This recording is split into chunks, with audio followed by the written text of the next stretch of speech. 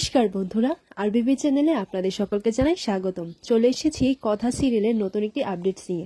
আজকের পর্বে শুরুতেই আপনারা দেখতে পাবেন কথা আর এভি দুজনে মিলে সবার সামনে নৃত্য প্রদর্শন করেন এবং তাদের সাথে তালে তাল মিলিয়ে বাকি সবাইও নাচতে থাকে। মাঝে দেখা যায় মেজমা জুনিকে টেনে নিয়ে বলে, তোমাকে বারবার আমি বারণ করেছি যেন আমার ছেলের আশেপাশে তোমাকে না দেখা যায়। তুমি একটা কথা বুঝো না? বারবার তুমি আমার ছেলের আশেপাশে কেন ঘুরঘুর করছো?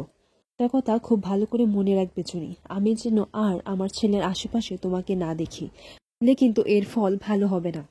মাঝে জুনিকে শাসাচ্ছিল এই সমস্ত কথাবার্তায় কথা শুনে নেয়। তখন কথা মনে মনে এটাই বলে, মেজমা তো জুনিকে ভুল ভাবছেন, এটা তো ঠিক হচ্ছে না।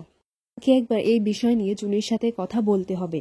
এরপর দেখা যায় যে জুনি একা ঘরে বসে বসে প্রান্তিকের বলা কথাগুলো লাগে। আর কলেজে যে ঘটনাটা হয়েছিল সেই ঘটনার বিষয়ে জুনি একা একা বসে ভাবছে।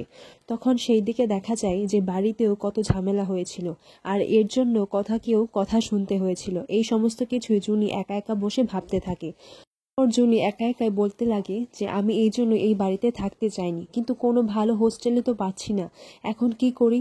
আর হোস্টেল পেলেও কি, আমার কাছে তো কোনো টাকাই নেই, সব খরচ আমি কি করে চালাবো?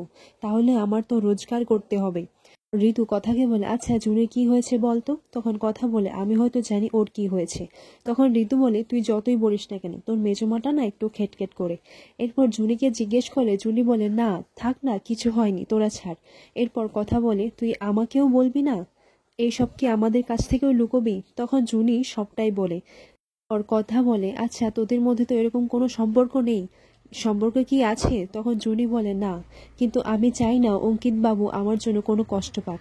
আমার তো মনে রাখতে হবে যে আমি কে। আমি তো সাধারণ মাত্র এইবারের একজন আশ্রিতা। স্বাভাবিকভাবে একজন আশ্রিতাকে তো কথা শুনতেই হবে। কথা, আমার অতীতের জন্য তো তোদেরই বারবার নাস্তানাবোধ হতে হচ্ছে। আমি কি করি বলতো? ওর কথা জুনিকে সাহস দেয়। তুই যে এই পড়াশোনাটা আবার শুরু করেছিস, এটাই তো বড় পদক্ষেপ। দেখবি তুই পড়াশোনাটা শেষ করে একদিন নিজের পছন্দ মতো একটা চাকরি পাবি, এর পরিচয় তৈরি করতে পারবি। আর তুই কোচিং এর চিন্তা করছিস তো? চিন্তা করিস না, আমি তোকে পড়াবো ইতিহাস। তখন ঋতু বলে, কথা, ও গাছপালার ইতিহাস নয়, ও মানুষদের ইতিহাস পড়বে। ওর কথা বলে, বাজে কথা বলিস না তো। তখন কথার মনে পড়ে যে ও জুনির জন্য খবরের কাগজে যে ইস্তফারটা দেখেছিল সেটা জুনিকে এনে দেয়। তখন জুনি দেখতে পায় যে একটা ইতিহাসের লেখা বেরোবে এবং তার জন্য পুরস্কারও রয়েছে। দেখে জুনি খুশি হয় এবং জুনি মনে মনে এটাই ভাবতে লাগে, তাহলে এই পুরস্কারটা পেয়ে গেলে তো আমি টাকাও পাবো, আর আমার স্কলারশিপের ব্যবস্থাটাও হয়ে যাবে।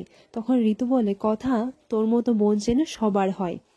এরপর কথা ঋতু বলে, জুনি তুই চিন্তা করিস না, আমরা দুজন মিলে তোকে সাহায্য করব।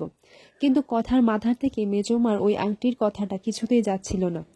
এদিকে দেখা যায় ইভি ফোনে কথা বলতে বলতে বাড়ি থেকে বের হচ্ছে, আর এমন সময় কথার সঙ্গে ধাক্কা লেগে কথা পড়ে যায় আর ইভি তাকে বাঁচিয়ে নেয়। তখন তারা দুজনই একে অপরের দিকে তাকিয়ে থাকে, আর এইদিকে জুনি আর ঋতু মিলে হাসাহাসি করছে। এই মুহূর্তে দেখা যায় যে সেখানে ছোটকাও চলে আসে। ছোটকা এসে বলে, হ্যাঁ রে অগ্নি, তোরা দুজন কি স্ট্যাচু স্ট্যাচু খেলছিস? এই চল চল, আমরাও সবাই স্ট্যাচু খেলবো।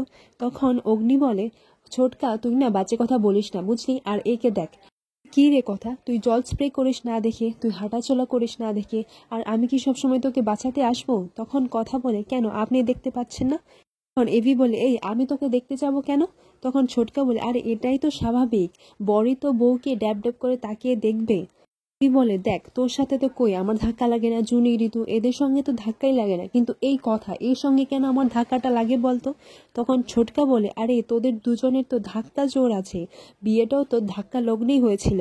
এরপর এটা নিয়ে কথা আর এভি হিংসুটে শুরু হয়ে যায়, আর তখনই ছোটকা এসে বাঁশিটা বাজিয়ে তাদের দুজনকে চুপ করায়। জুনি ঋতু ছোটকা সেখান থেকে চলে গেলে কথা আর এভি আবার তাদের হিংসুটে শুরু হয়ে যায়। আর এইদিকে দেখা যায় মেজমা তার আংটিটা খোলার জন্য বারবার চেষ্টা করেই যাচ্ছে, কিন্তু এই আংটিটা কিছুতেই খুলছিল না। এরা বলে, কথা আর এই আংটিটার উপর নজর পড়ছে, এই আংটিটা যে কেন খুলছে না কে জানে। আর এদিকে প্রান্তিক পাথরগুলোর কথা চিন্তা করে এটাই বলতে লাগে যে চিত্রা ম্যাডাম একা একা এই পাথরগুলো সরানোর প্ল্যান করছে না তো, দেখি একটা ফোন করে। এরপর চিত্রাকে প্রান্তিক ফোন করে এবং প্রান্তিক ফোন করে বলে, আচ্ছা ম্যাডাম, আপনি কি ভুলে গেছেন নাকি, আর পাথর দুটো কোথায় সরিয়েছেন? তখন চিত্রা বলে, একটা খারাপ নিউজ আছে।